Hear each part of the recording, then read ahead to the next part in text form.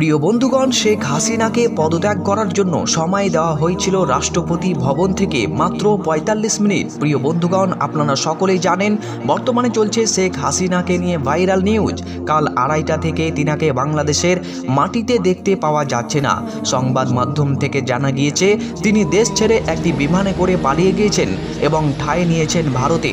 আর জানা যাচ্ছে তিনাকে স্বাগতম করেছেন ভারত, আর তিনি সেখানে নয়া দিল্লিতে অবতরণ করছেন। ক্ষমতা ছাড়ার আগে নেতাকর্মীদের কাছ থেকে ২ দিন সময় চেয়েছিলেন শেখ হাসিনা, তবে সেনাবাহিনীদের পক্ষ থেকে তাকে ৪৫ মিনিট সময় বেঁধে দেওয়া হয়। নিরুপায় হয়ে রাষ্ট্রপতির কাছে গিয়ে পদত্যাগ করেন সাবেক প্রধানমন্ত্রী এবং সেখান থেকে ছোট বোন রেহানাকে নিয়ে বিমানে করে পাড়ি দেন শেখ হাসিনা। প্রিয় বন্ধুগণ, আল্লাহ যাকে চান সম্মান দেন এবং যার কাছ থেকে চান সম্মান ছিনিয়ে নেন, এটাই হলো তার প্রমাণ। যাকে কিছুদিন আগে সম্মানের সাথে শেখ হাসিনা বলে সকলেই সম্মান দিয়ে ডাকতো, আজকে তাকে শুধু হাসিনা বলে কুৎসিত করে ডাকছেন সাধারণ মানুষ।